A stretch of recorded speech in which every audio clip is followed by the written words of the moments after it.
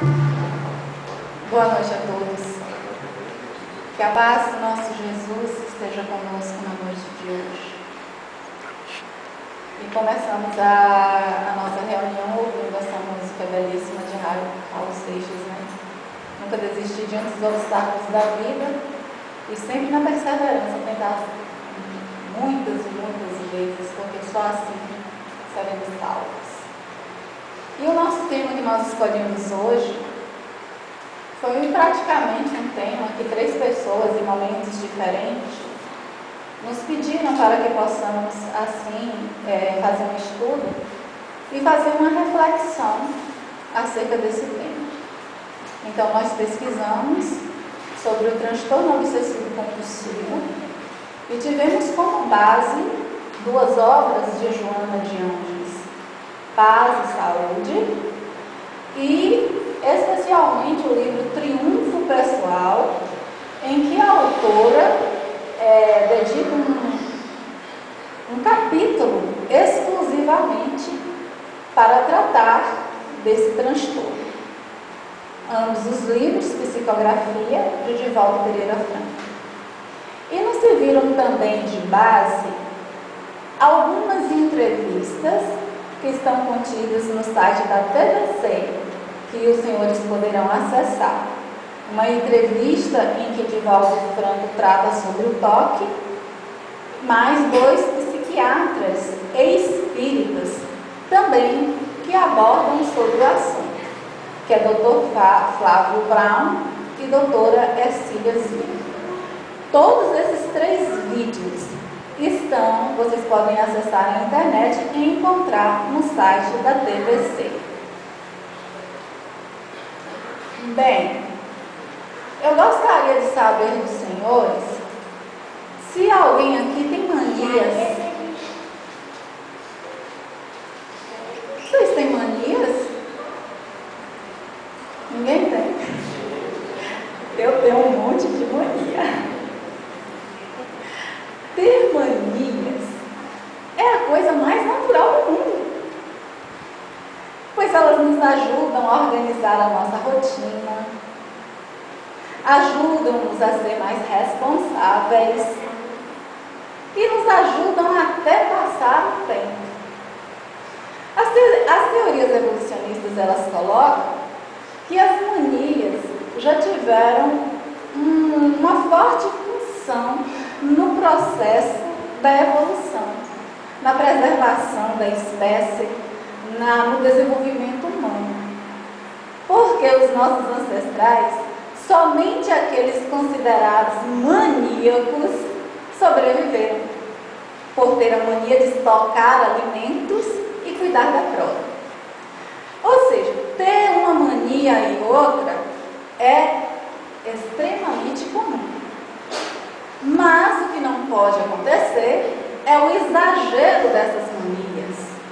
Quando a mania passa a ser muito exagerada, quando essa mania passa a trazer um transtorno para nós e que o indivíduo passa muito tempo ao realizar o ritual da mania, aí já é um problema.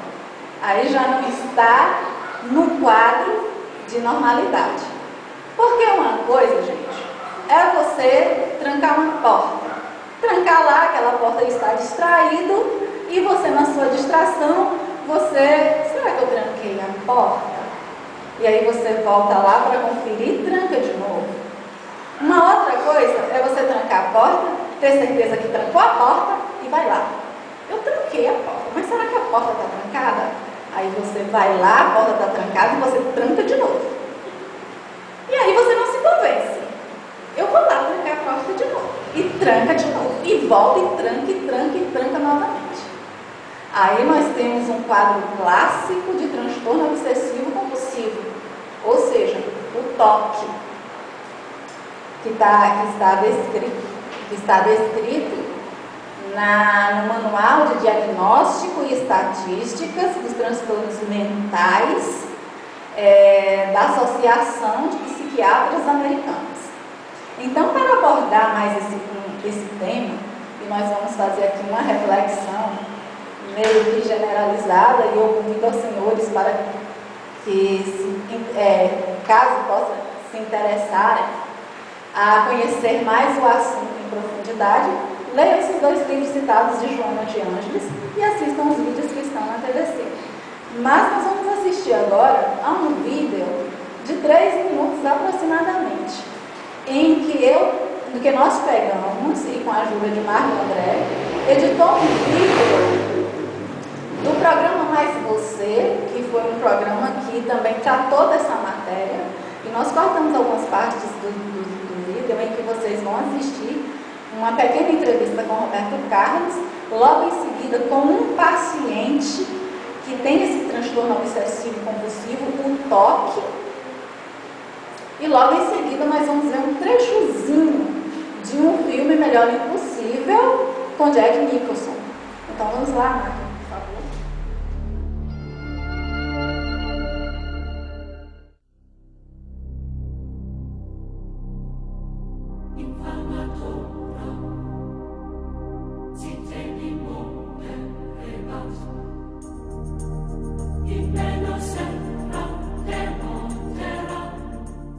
Se eu estivesse de marrom, uma cor que você detesta, você me receberia?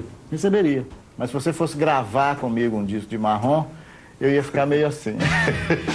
Você diz que já conseguiu se livrar de algumas manias que estavam atrapalhando você. De que mania exatamente você já se livrou? Não são só manias, né? É a questão do TOC, né? Do transtorno obsessivo compulsivo. Não é uma coisa assim, se livrar dessa ou daquela mania. É de tratar disso como um todo. Eu acho que determinadas coisas me angustiam já hoje menos que antes. Você está de preto e não está me incomodando, por exemplo, entende? A porta, a luz, o gás. Tudo conferido inúmeras vezes. 1, 2, 3, 4, 5. O que acontecia muito era eu fechar o gás, eu vou me afastar, e quando você já está começando a fazer outra atividade, vem aquele pensamento, epa, o gás não está fechado. E enquanto outras pessoas, eu não vejo elas sofrerem com isso, né? Eu, com transtorno obsessivo compulsivo, eu sinto esse chamado, né? Não, volta lá para verificar. Aí eu volto e aí o que acontece? Eu verifico esse e tenho que verificar os outros também, porque eu passo a ter dúvidas sobre qual foi a boca que eu usei. O trabalho, o mesmo comportamento obsessivo. Você vai verificar uma listagem, você não verifica uma vez, você verifica 2, 3, 4, 5. Cada vez que você está verificando e toca o telefone, alguém te interrompe, você começa do zero, você faz de novo. Então, muitas vezes uma coisa simples, você leva meio dia, um dia ou até 2 dias para entregar, e aí, claro, você vai se cansando, né? Você vai consumindo mais energia, mais tempo. Comecei a chegar atrasado e finalmente comecei a faltar. 1 dia, 2 dias, cheguei a faltar 1 semana. Depois de perder 5 empregos em 5 anos, Ivan percebeu que precisava de tratamento.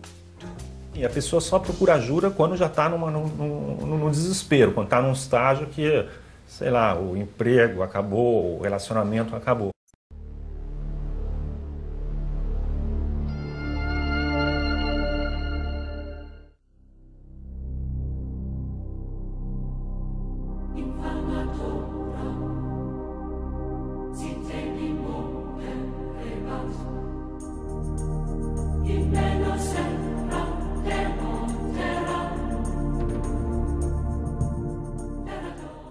Duas linguiças, 6 tiras de bacon com fritas. Com fritas hoje? Pois eu vou te dar um conselho.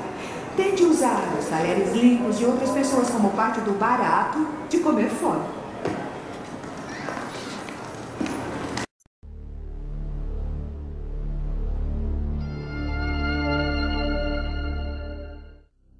Olha só esse cão.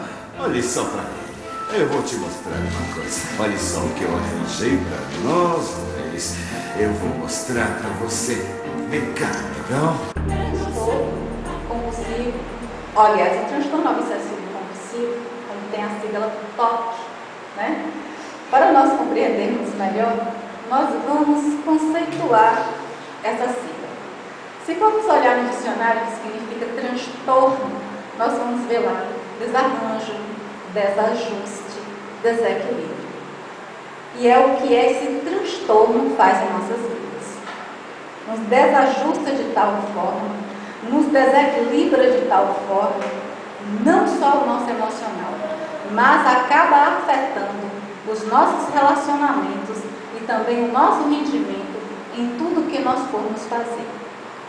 E esse transtorno obsessivo, compulsivo, ele, no quadro desse transtorno, há várias manias que são consideradas pelos psiquiatras as manias clássicas, né?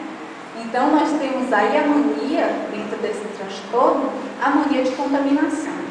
Quantas e quantas pessoas, elas têm medo de se infectarem e lavam as mãos ininterruptamente. Há pessoas, há casos de pessoas que ninguém pode encostar nela. Ninguém pode tocar nela, que ela começa a lavar e às vezes se lavando até se ferindo. Banhos muito demorados e até com produtos de limpeza pesada. O lavar as mãos ficou historicamente conhecido por Pilatos, né? No momento em que Jesus ali estava sendo julgado e a multidão gritando: crucifica-o, crucifica-o, e Pilatos, sabendo ali que Jesus era um inocente, acabou entregando Jesus para ser crucificado. E ele, no sentido de se isentar da culpa, ele faz o gesto de lavar as mãos. E depois disso, conta Joana de Ângeles que Pilatos desenvolveu o transtorno obsessivo compulsivo de sempre estar lavando as mãos constantemente e demoradamente, porque na sua cabeça as suas mãos estavam sujas do sangue inocente. E essa desdita, ela só veio finalizar quando acabou ele se suicidando na cratera de um vulcão já extinto na Suíça. Outro quadro bastante comum no transtorno do toque é a simetria. Pessoas que têm mania de arrumar todos os objetos de forma simétrica e têm que estar bem alinhados, bem certinhos. E ai daquele que encostar um pouco, a pessoa quase enlouquece. Tem que estar tudo arrumadinho. Imagine que você chega numa casa de uma pessoa, de uma dona de casa extremamente, que é portadora do toque, e aí ela te serve um café. Na mesa da sala tem sempre tudo impecável, tudo muito bem alinhado, tudo bem certinho. E você acaba de tomar um café e, sem querer, você coloca a xícara e empurra um daqueles objetos. Ela não vai conseguir mais prestar atenção na sua fala, não. O olho dela vai estar no objeto o tempo todo, porque ela vai ter que dar um jeito de colocar aquele objeto que você empurrou no lugar, sem que você perceba. Outro quadro é o quadro da mental, dos pensamentos obsessivos. Claro que todos têm os pensamentos obsessivos, mas é o quadro designado mental. Aquelas manias de pessoas que não podem ver uma placa de carro, já começa a somar todos os números da placa de carro. Todo carro que aparece na frente começa a somar todos os números. Quando não pode entrar num auditório que começa a contar o número de cadeiras que há no auditório. Gente, eu conheci uma pessoa, quando qualquer pessoa que se aproximasse dela, ela teria que achar 5 cores na pessoa. Ela não conseguia concentrar na sua conversa. Ela tinha que encontrar 5 cores. Enquanto ela não encontrasse essas 5 cores, ela ficava totalmente quieta. E se ela não encontrasse essas 5 cores no seu cabelo, nos seus olhos, na sua roupa, ela ficava observando o seu tom de pele. Deixa eu ver qual é o lugar mais escuro para completar as 5 cores. É um tormento. É um sofrimento. Quando não, nós temos um outro quadro que é de verificação. Pessoas que não param de verificar se, como nós vimos no vídeo, se as portas estão trancadas, se a eletricidade está desligada, se o carro trancou, não param de verificar. São um desses quadros mais comuns. E o portador do toque, ele sabe que essas ações, elas são ilógicas, mas mesmo assim, eles não conseguem se livrar. Por quê? Por trás do toque, o comportamento obsessivo. O que são pensamentos obsessivos? São imagens, são ideias intrusivas que vêm o tempo todo na mente do portador de toque. São invasões, o tempo todo se repetindo, como se fosse um disco arranhado que ali não consegue sair daquele pedaço daquela música. É mais ou menos assim que acontece na mente do portador do toque. E esses pensamentos obsessivos vai impulsionar ao portador do toque a realizar determinados rituais, que são as compulsões.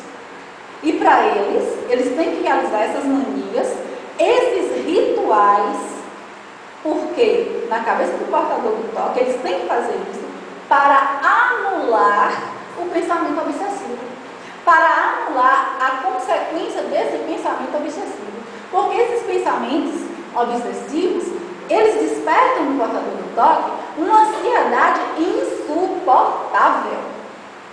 Então, eles fazem esses rituais para que possam anular essa ansiedade, aliviar essa ansiedade e eliminar os pensamentos obsessivos, que é um grande engano.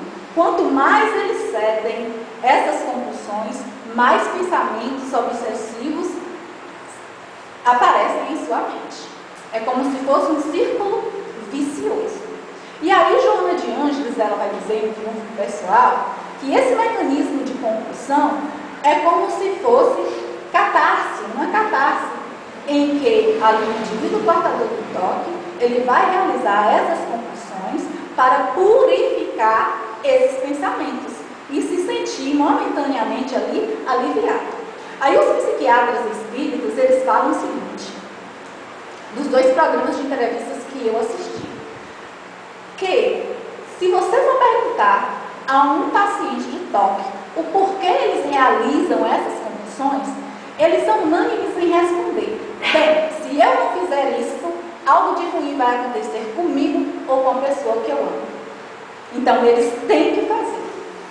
E Joana de Ângeles, ela coloca também no seu livro que quando o portador do toque, quando ele é invadido por esses pensamentos obsessivos e ele esteja exposto, ou seja, em público, e ali em público ele não vai poder realizar esses rituais, que eles sentem uma ansiedade tão insuportável que eles acabam cedendo esses rituais de compulsão.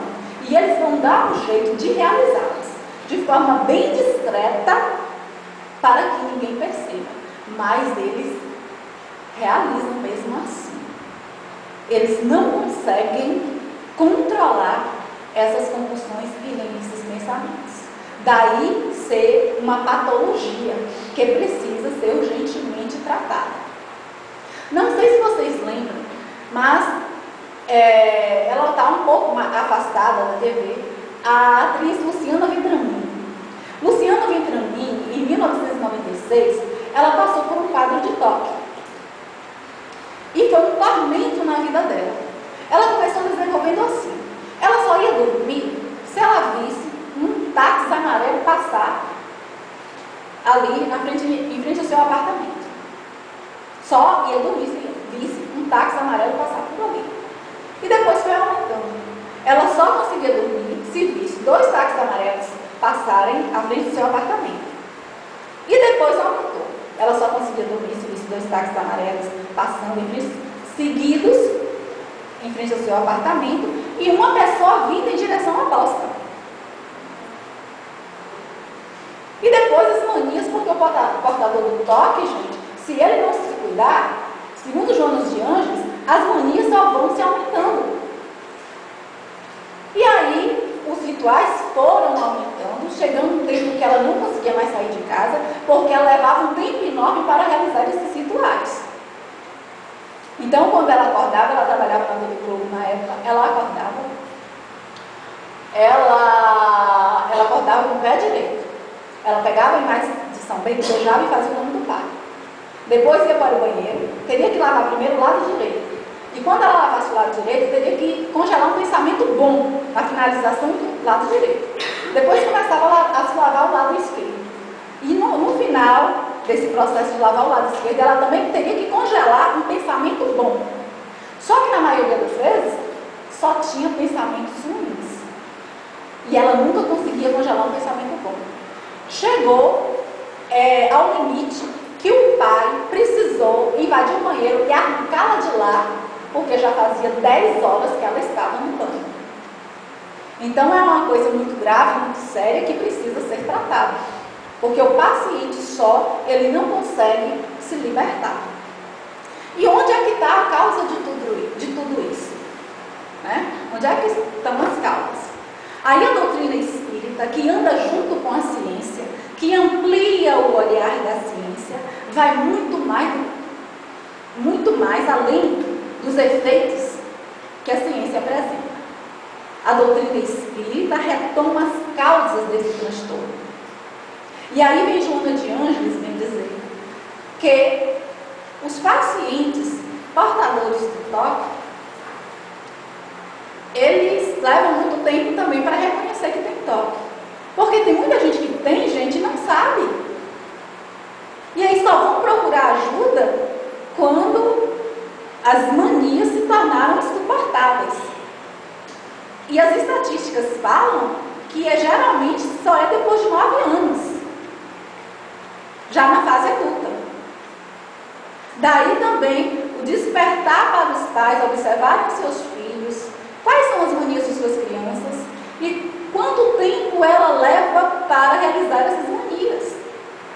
E Joana de Ângeles, ela fala que os portadores de toque são geralmente pessoas perfeccionistas, são pessoas extremamente rígidas, são pessoas portadoras de sentimentos nobres e confiáveis e que se dedicam ao trabalho ao extremo, mas que foram também vítimas de uma educação castradora, de pais muito rígidos, que tinham rigidez em questão de horário, que sempre impôs regras e ordens sem nenhuma explicação, e a criança ali tinha que obedecer para não ser castigada pelos pais. E ela guardou toda essa emoção, reprimiu essa emoção. E essa emoção, ela pode ser lançada para fora em qualquer momento e pode ser através de transtorno. E também uma pessoa pode desenvolver toque nesta vida. Por exemplo, uma pessoa que tenha passado por um trauma de assalto pode desenvolver um toque de verificação se as portas estão realmente fechadas. Mas Allan Kardec se fala que em relação, quando nós não encontramos uma causa das situações de nossas vidas, ou quando nós não encontramos uma causa de nossas doenças, dos nossos sofrimentos aqui nessa vida presente, com certeza essa causa se encontra em outra reencarnação. Daí a doutrina espírita ampliar o olhar da ciência. Pode ser consequência de traumas vividos em outras reencarnações. E aí o Dr. Flávio Brown, ele tratou de um doente, portador de toque, que ele tinha mania de conferência. Ele conferia tudo. E assim, ininterruptamente, ele não conseguia parar de conferir recibos, duplicadas, listas de compras, quando ia no supermercado, conferia não sei quantas vezes se realmente tinha comprado todos os produtos. E era um tormento, um sofrimento espírito para ele, porque ele levava horas e horas e horas nessa verificação. E aí ele procurou o doutor Flávio Brown para saber o que estava por trás disso.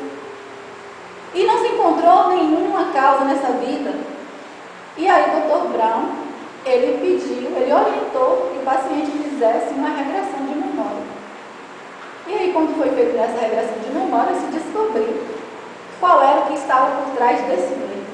Porque o que tem como base, né, o pano de fundo do toque é o medo. A pessoa tem o medo que algo de ruim venha acontecer. E ele descobriu qual era o seu medo. Porque em outra existência ele tomava conta de uma cadeia, tomava conta de 20 presos, era responsável por esses presos, e num determinado momento lá, ele se distraiu e todos os presos fugiram.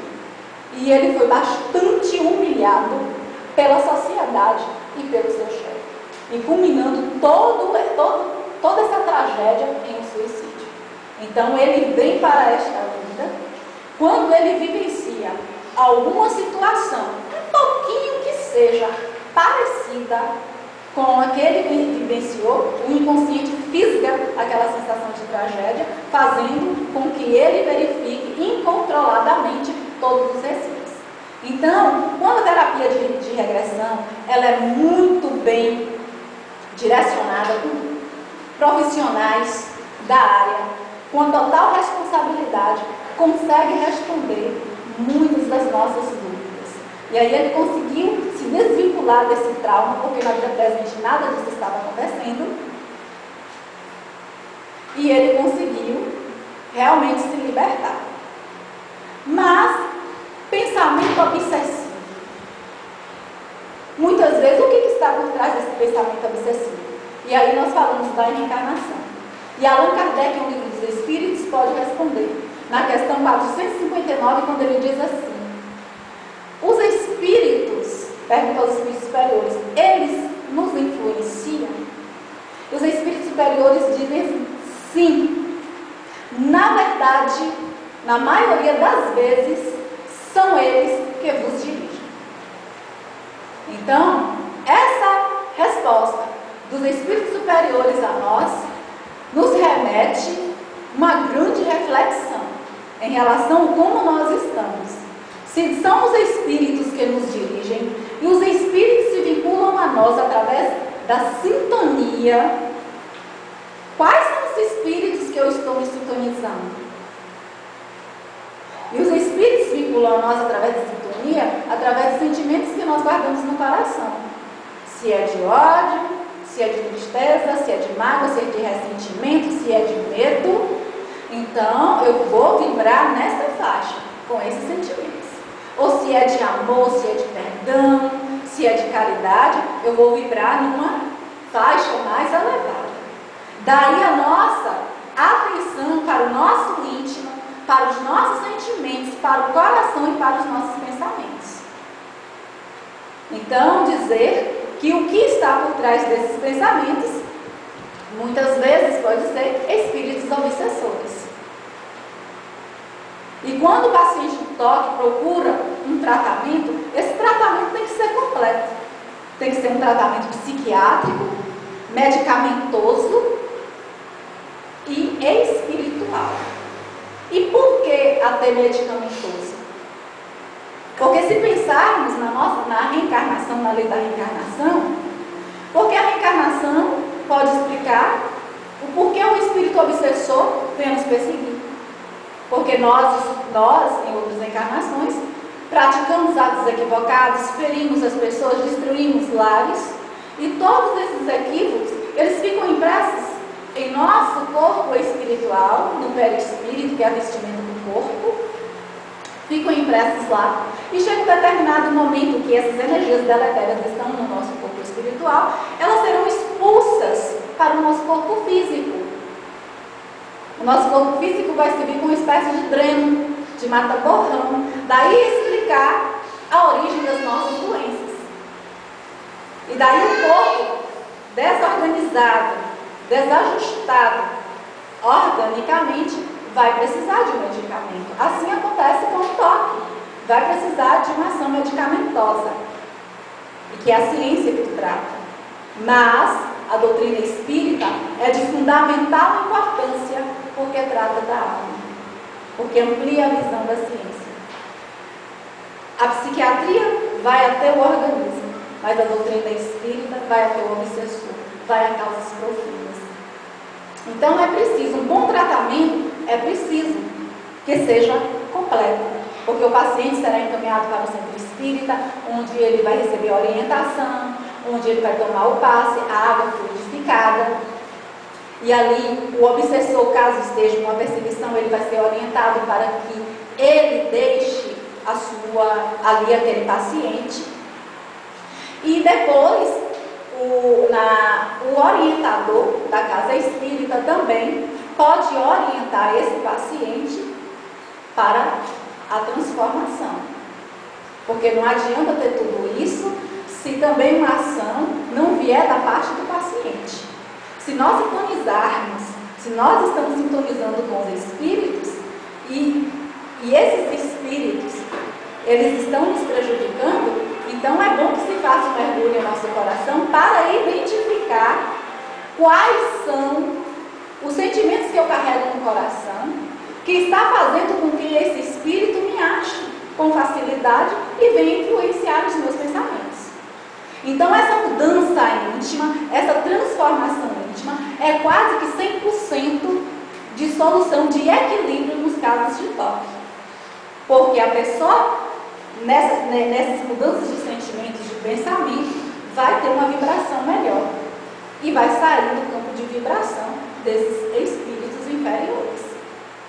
Mas para isso é preciso da vontade, da força de vontade, da esperança, porque a maior força que nós temos no nosso ser é a força de vontade, e sem ela nós não vamos fazer quase nada, nós não vamos crescer. E se nós tivéssemos a convicção do poder que nós temos em nosso íntimo, nós mudaríamos o nosso presente e também o nosso futuro. Então é preciso que façamos essa reflexão, que estejamos um pouco sozinhos mesmos, com a solidão positiva, no sentido de se mergulhar dentro de nós, para descobrir todo o nosso potencial que nós realmente podemos, no sentido de descobrir os nossos pontos fracos, os nossos pontos fortes, porque só assim nós saberemos superar os nossos pontos fracos e melhorar ainda mais os nossos pontos fortes. Então é preciso fazer esse mergulho para nos autoconhecer, porque aquele que não se conhece, ele não consegue controlar os seus pensamentos obsessivos, ele não consegue controlar as suas palavras e nem os seus atos, e consequentemente deixa de ser levado aí pela correnteza. Então é necessária, de fundamental importância, essa mudança de postura, essa mudança íntima. Então a doutrina espírita em relação a essa patologia vem ampliar o olhar da ciência, anda junto com a ciência, para que o tratamento assim seja mais completo. Bem, era isso, essa é a mensagem. Muito obrigada a todos pela atenção e uma boa noite.